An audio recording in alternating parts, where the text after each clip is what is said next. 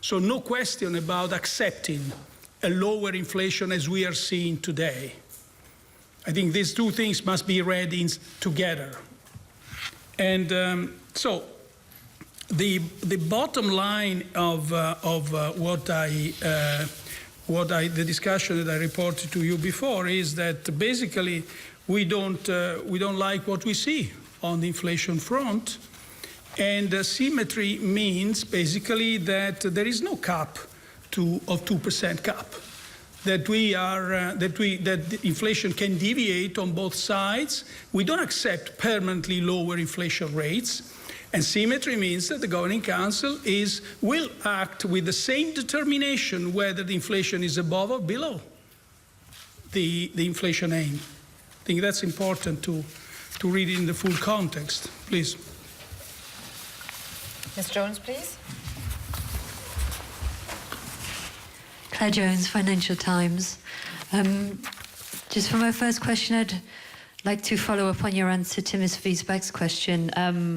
You mentioned there were some disagreements about nuances.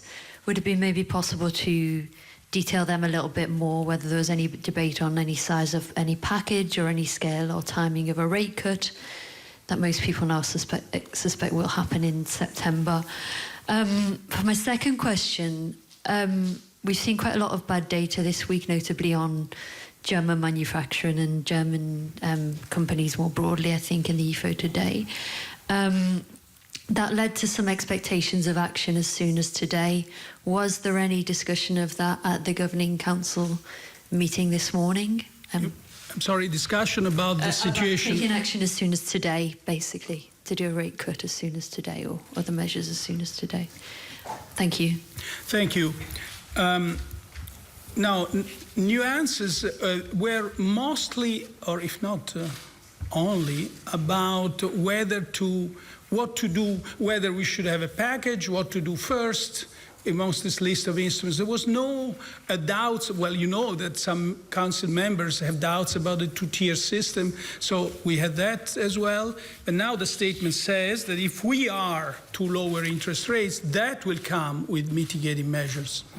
And that is quite now that's quite clear. So nuances were of that sort of nature. There was no absolute exclusion of any instrument, and that's reflected well in the breadth of the mandate that's being given to the committees. Now, on the second point, you asked whether there was any discussion today. No, there wasn't. There wasn't because the sense is that we see an outlook. Well, first of all, on the inflation front, we don't like what we are seeing. That's very important. Second, we see an outlook which is, in a sense, let me just step back and recall, in the last G7 meeting, when I was asked to make the assessment for the euro area economy, I said, look, it's difficult to be gloomy today, because the present situation is one where you see signs of strength. At the same time, you see, especially in certain sectors, in certain countries, a quickly deteriorating economic outlook. And given that we had the last June projections, we decided that we want to see the next projections before taking action. And also the sense that all this is pretty complex and needs preparation. Jan Marlin, Handelsblatt. Mr. President, you've said that the outlook is getting worse and worse, and that a rebound of the economy is getting more unlikely. So would you agree that the risk of a recession in the euro area, and especially in Germany, has increased? And my second question, US President Trump has recently again accused the Europe of currency manipulation. You mean another time? I was not aware. I mean, with the latest. I'm sorry, interrupted. But go ahead. Wasn't it before? Yeah, but do you fear that the international consensus to avoid currency war will fall apart now? Or thank you. Thank you. First, the answer to the first question is no. No, we still see the risk of a recession as being pretty low, all in all. And we still see signs of resilience in the labor market, which continues to improve, admittedly with a lower and lower momentum, but we are going from a peak to peak here in terms of jobs created, in terms of unemployment rates, in terms of employment rates, in terms of dispersion across countries as well. And also the nominal wage growth is above historical average. Household wealth is also support. All these elements support consumption. So you have consumption. On one hand, you have consumption. Services are still resilient. And then you have construction. On the other, you have manufacturing. Now, in some countries, manufacturing is a very important part of their economic activity. And a slowdown in that part is also affecting other countries as well. In the sense, what's hitting the manufacturing sector in Germany and also I think in Italy and to a lesser extent in other countries is what you would call an idiosyncratic shock. And here, in a sense, is what becomes really very important, and that is fiscal policy. We said that here, I've just read that a mildly expansionary fiscal policy is supporting activity in the Eurozone area. But if there were to be a significant worsening in the Eurozone economy, it's unquestionable that fiscal policy, a significant fiscal policy, mostly in some countries, but also at Euro area level, becomes of the essence. And again, this was a point I made in Sintra, but I started making this point way back in 2014 in a Jackson Hole speech.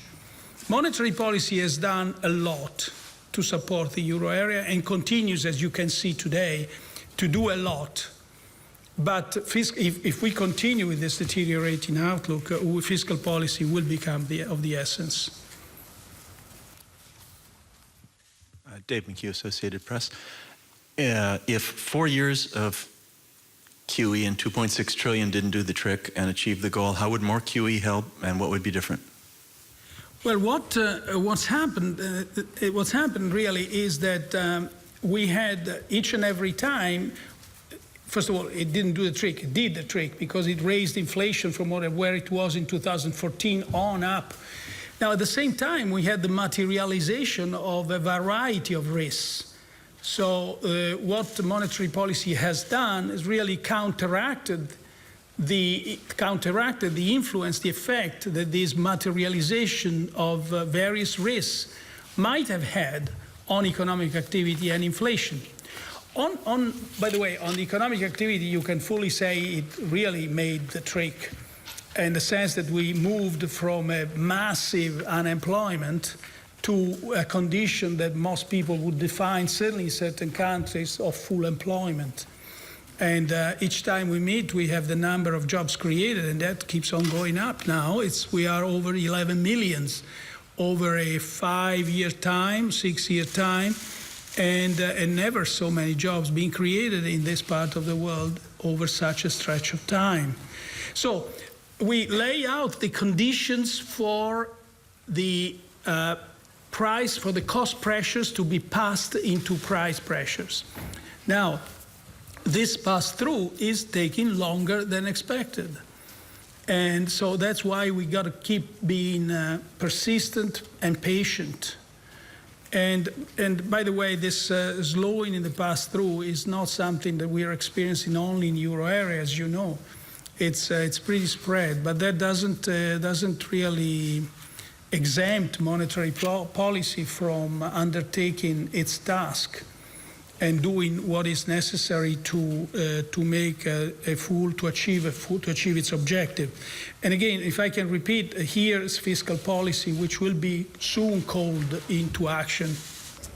Well, that was Mario Draghi there answering questions at a quite interesting press conference following on from the ECB's latest decision. It's quite punchy, Draghi, today. Definitely pushing back at the end of his career there. Let us go over some of the highlights, though, because in the initial written remarks, I think what was interesting is that they have obviously changed their language. They've insinuated that they would be looking at lowering interest rates. They've introduced the language or lower. They've talked about inflation symmetry. They said that they've established committees to look at tiering as well as net asset purchases. So obviously that was a big surprise to the market. And I think if you look at the language that came out of Draghi during the press conference, and actually to our colleague Aneta's question, he did say that, look, ultimately the outlook is getting worse and worse. He talked about the effects of the Chinese economy slowdown, Brexit, external headwinds, questions about the trade war, but then he also pointed specifically to the slowdown in the German manufacturing sector as well, despite some of the pickup in labor and wage growth over there. And I thought it was interesting as well that he said on the decision whether or not it was unanimous, he said, look, whenever we make a decision to this effect or a package this complex, it's only fair that people will have different nuances on that particular package, but ultimately they did converge in the end, and they did come up with these suite of measures. And I think now people will be looking really at the specifics of what they're going to come out with. He deferred a number of times to the fact that the committee are looking at it. One extra point I would I just want to flag as well is he's talked about inflation a lot, not just about the symmetry of inflation, but about the fact that we don't like what we see when it comes to the fact that inflation has been missing that inflation aim of 2% for so long now. It makes them uncomfortable, and he was very clear that they will indeed do, quote, whatever it takes this time to get inflation back to target. It's interesting that, you know, talking about where he saw these difficult areas and talking about specific geographies, talking about specific sectors. You mentioned German manufacturing, but he also, in answer to another question, did say it is difficult globally to be all that gloomy. And one thing, if you talk about what we saw in the currency markets today, let's just bring up euro dollar.